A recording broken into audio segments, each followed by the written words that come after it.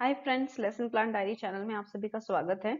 आज मैं one of the most important topic के बारे में आपसे डिस्कस करूंगी और दो अलग अलग पार्ट में मैंने ये वीडियो शूट किया है, क्योंकि जब हम पियाजे का नाम लेते हैं, पियाजे की कॉग्निटिव डेवलपमेंट, पियाजे की थ्योरी कह लें, जब हम इसका नाम लेते हैं तो it's like a huge term and we can't cover the huge term in one single video. This is why I divided the whole topic, the whole scenario in two equal parts so that you can have equal understanding.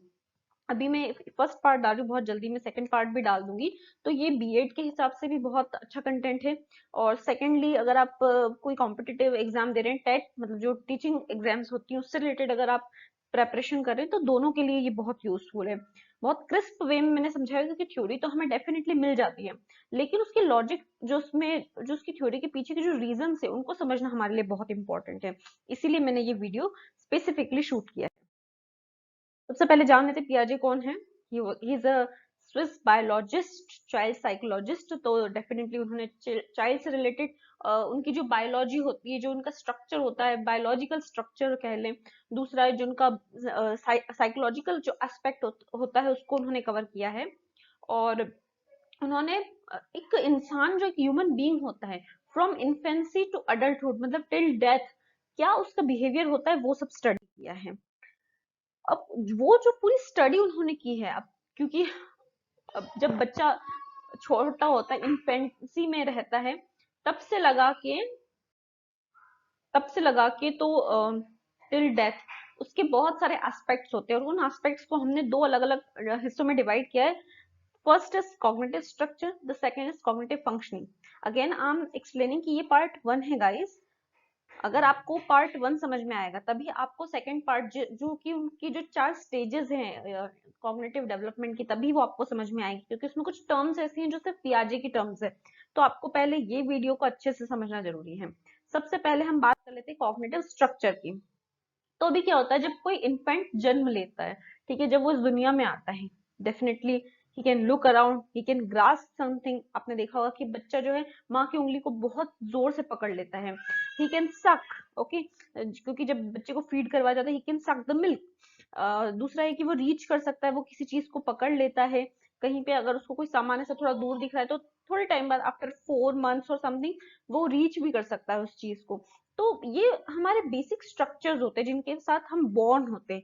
By the time हम और चीजें advance develop कर लेते हैं, लेकिन आती वो इन्हीं से हैं. जब ये नहीं आएंगी तो दूसरी चीजें कैसे आएंगी. कई बार ऐसा होता है कि जब बच्चे का बर्थ होता है, तो जो डॉक्टर होते हैं वो उसके रिफ्लेक्सेस चेक करते हैं. यही वो 4 रिफ्लेक्सेस हैं जो डॉक्टर चेक करते हैं. ये जो 4 स्ट्रक्चर्स हैं, इनको पियाजे ने बोला है कॉग्निटिव स्ट्रक्चर्स, और इन्हीं को वो स्कीमा बोलते हैं. तो स्कीमा जब भी मैं नाम लूंगी तो आपके दिमाग में ये 4 पिक्चर्स जो हैं वो आनी चाहिए, इसलिए मैंने उनको पिक्चर फॉर्म में डाला है, so that you can relate better. Then उसके बाद में जो बेसिक स्ट्रक्चर होती है ह्यूमन माइंड की, वो कुछ ऐसी होती है कि जब हम ये 4 स्ट्रक्चर हमारे पास होती है, इसी को हम आगे तक अपने टिल डेथ तक एडवांस लेते हुए जाते हैं.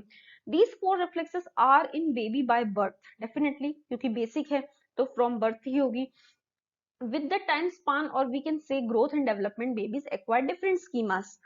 जितने भी डिफरेंट स्कीमास होते हैं वो with the time span develop तो हो जाते हैं, पर इनके बिना नहीं हो सकते. ये 4 होंगे तभी आगे कोई स्कीमा बन पाएगा.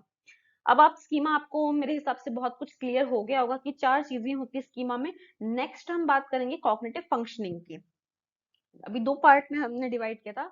फर्स्ट पार्ट हमने समझ लिया है, अब हम उसकी फंक्शनिंग की बात कर लेते हैं. तो चिल्ड्रन जनरली, नॉर्मली हम बोल लें कि ऑब्जर्व करते हैं अपनी सराउंडिंग को, जो भी उनके आसपास होता है. जैसे अगर आप किसी छोटे बच्चे के सामने बार बार दादा मामा बोलेंगे, तो वो भी यही सब बोलना सीखेगा. तो they observe, they learn from the surrounding.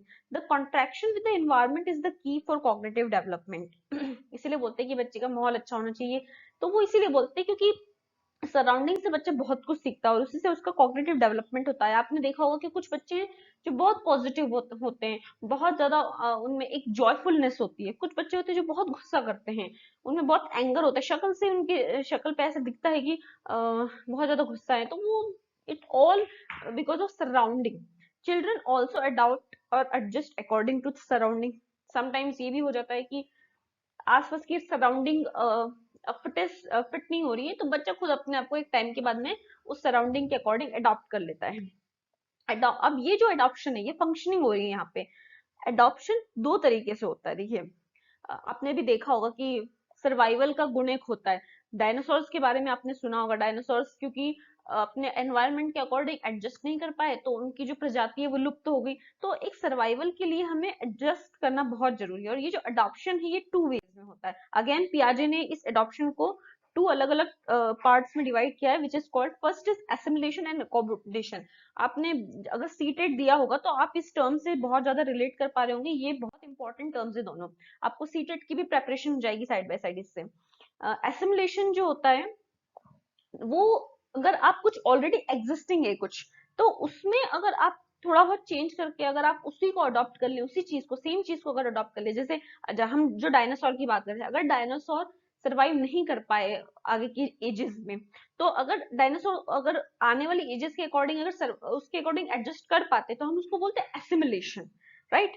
तो अगर वो ऐसा कर पाते तो वो एसिमिलेशन हो जाता, लेकिन वो एसिमिलेट नहीं कर पाए और इसीलिए खत्म हो गए। When we play any video और अ कार्टून, कोई भी अगर आप बच्चे के सामने वीडियो प्ले कर रहे हो तो वो कंटिन्यूसली उसको देखेगा। This is happening with one of the four schema, definitely उसको एक स्कीमा की जरूरत होगी जो हमने पढ़ा है, विच इज कॉल्ड लुकिंग। अब एकोमोडेशन में क्या होता है? एकोमोडेशन में ये होता है कि this is based on learning और adapting new ways to do something.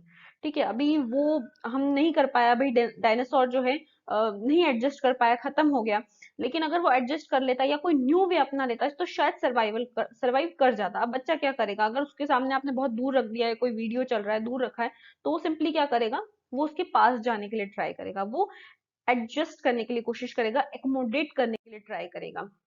और इसी एसिमिलेशन और एकोमोडेशन से मिलकर बनता है इक्विलिब्रियम। जब आप एक, हम बोल सकते हैं बैलेंस्ड स्टेज में आते हैं, जब हम कहीं पे एसिमिलेट करते हैं, कहीं पे हम एकोमोडेट करते हैं, तो उन दो को मिला के बनता है इक्विलिब्रेशन। फिलहाल के लिए मैंने अभी सिर्फ इतना ही कवर किया है, बिकॉज जैसे मैंने बताया कि पियाजे is a huge term and Piaget's theory is more bigger than the terms. So मैं अभी मैंने ज्यादा कवर नहीं किया, अभी जो बेसिक बेसिक जो टर्मिनोलॉजी थी वो मैंने सारी ले ली है इसमें। आगे मैं सेकंड पार्ट में उसकी 4 स्टेजेस कवर करूंगी, which is highly important in terms of BEd और इन टर्म्स ऑफ सीटेट और अदर टेट्स। तो आप प्लीज उसके लिए आप मेरे चैनल को सब्सक्राइब कीजिए, क्योंकि बहुत जल्दी मैं डालने वाली हूँ वो वीडियो। वीडियो अच्छा हो तो लाइक सब्सक्राइब एंड शेयर करिएगा। आपके रूममेट्स, कॉलीग्स, जो भी कोई हैं आसपास आपके, अगर आपको लगता है कि वीडियो अच्छा है और बीएड जर्नी में आपकी कुछ मेरी तरफ से हेल्प हुई है, तो आप उनको भी रेकमेंड कर दीजिएगा। और भी बीएड के टॉपिक्स मैंने कवर किए हुए हैं। सेकंड थिंग है कि लेसन प्लान्स की ह्यूज सीरीज मेरे चैनल पे है इन इंग्लिश मीडियम। तो अगर आपको लेसन प्लान्स की हेल्प चाहिए, कैसे बनाना है, क्या करना है, कहाँ कौन सा टॉपिक आना है, तो आप प्लीज गो थ्रू करिए मेरे चैनल को। और कोई हेल्प चाहिए तो प्लीज कमेंट में बता दीजिएगा। Thank you for watching.